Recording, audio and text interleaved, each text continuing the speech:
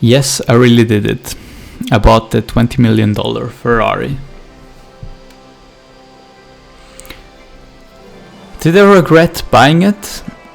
I'm not sure, but in this video you will see if it's worth your money to buy this car, or maybe if it's a waste of money. So, brief history on this car. It's actually the most expensive car in the world and got sold 2013 for $34 million, and back in 2018 again for $70 million. There are only 36 of those in the world, and they are made with a V12 engine from Ferrari. It's the same engine as in the Testarossa that got made back in the day as well. But the chassis and the rest of the car is completely different and is made for speed. This meant this car was also really successful on the racetrack and took many victories home, and also made Ferrari world champions 3 years, which still kept increasing the price of this car. I don't want to get too deep into the history of this car. It's a legendary car. It's one of the most expensive cars in the world, but you came here not for me to talk about this car, but to see what this car actually can do.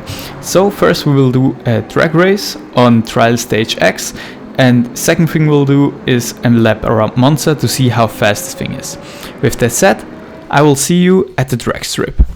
Okay, before we go to the drag strip, I still have to make one more thing. I need to have a car that's similar in power and similar in speed, so I choose the Alfa Romeo 4C from 2014. It has a bit less power than the Ferrari. The Ferrari has about 300 horsepower, and this car has a bit less. I put slicks on it, and I also put slicks on the Ferrari just to make it fair, and they both have race tires. So, with that said, let's go into the drag race and see which car is faster. As you can see, 1 to 100 km/h, Ferrari is faster than the Alfa Romeo. And 150 kilometers, also Ferrari is faster. After 400 meters, still in the lead. But this will change because the Ferrari has less top speed than the Alfa Romeo.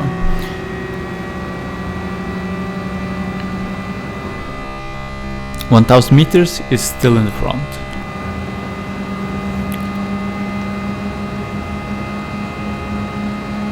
As you can see, the Ferrari tops out at about 250 kilometers an hour.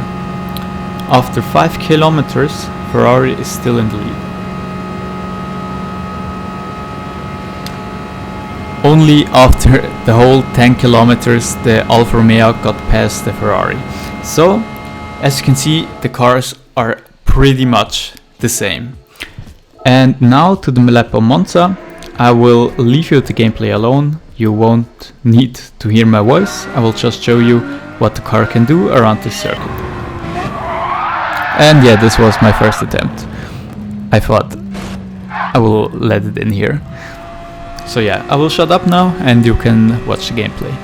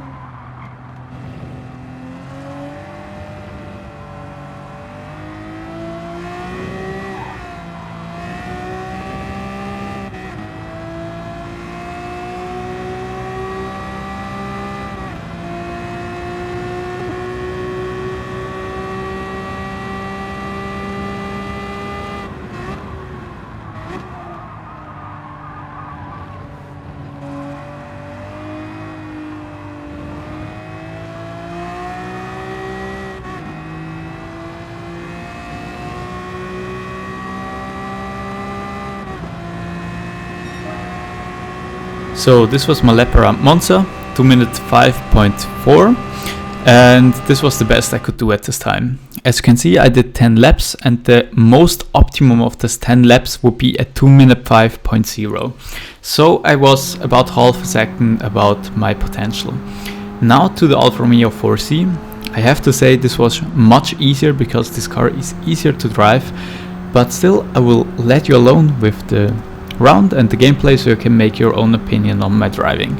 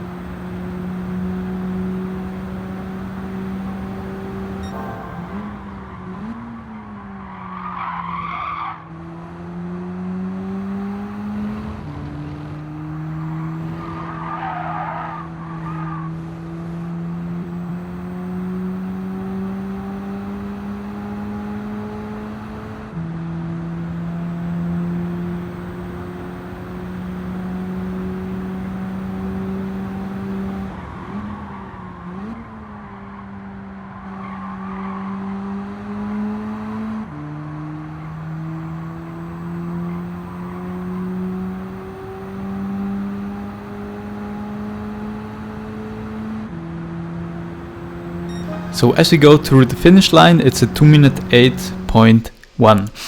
So this was slower than the Ferrari, but I was much more consistent with this car in this 10 laps. Just because it's much easier to drive this car.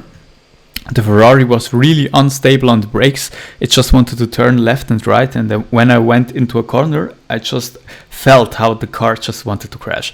As you can see here, I'm 3 seconds faster with the Ferrari, and I let this play way too long, but I'm just a lazy fuck who don't want to edit this shit out. So yeah, let's go with the video, and I'm also doing this all one take. So next thing I did is I went to Trial Mountain. Not Trial Mountain, Deep Forest, and did a round there. And I will just show you the gameplay of the Ferrari because nobody came here to see the fucking Alfa Romeo.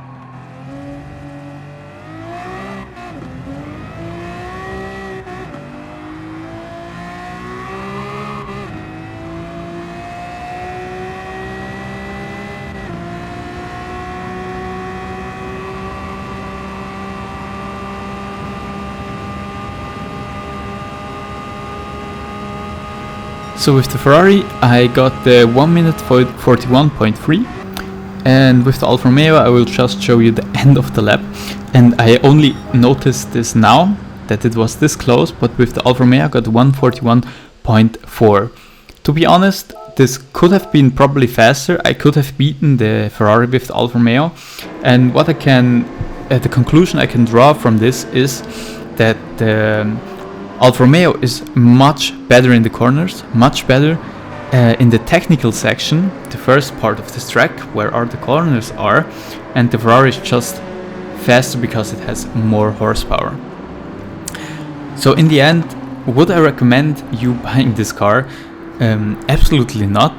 It's $20 million, 20 million credits if you will, and I wouldn't recommend anybody paying this amount of money just for a car in a video game. Also because this is about $200 in real life money. I have an exploit that I can farm free credits with, but if you play the game legitimate, I would not buy this car. But if you want to buy an expensive car anyways, either this or the Alfa Romeo that was for sale for $20 million, I would say buy this car. It has a cooler heritage, it has a cool history about it. It's in real life the most expensive car in the world, so why shouldn't you buy it in the game? I mean, if you want to flex with this car, not the stupid Alfa Romeo that was on sale like a week ago. With that said, I don't know if you have learned anything from this video, and yeah, subscribe, like the video, and I hope you enjoyed it. Goodbye.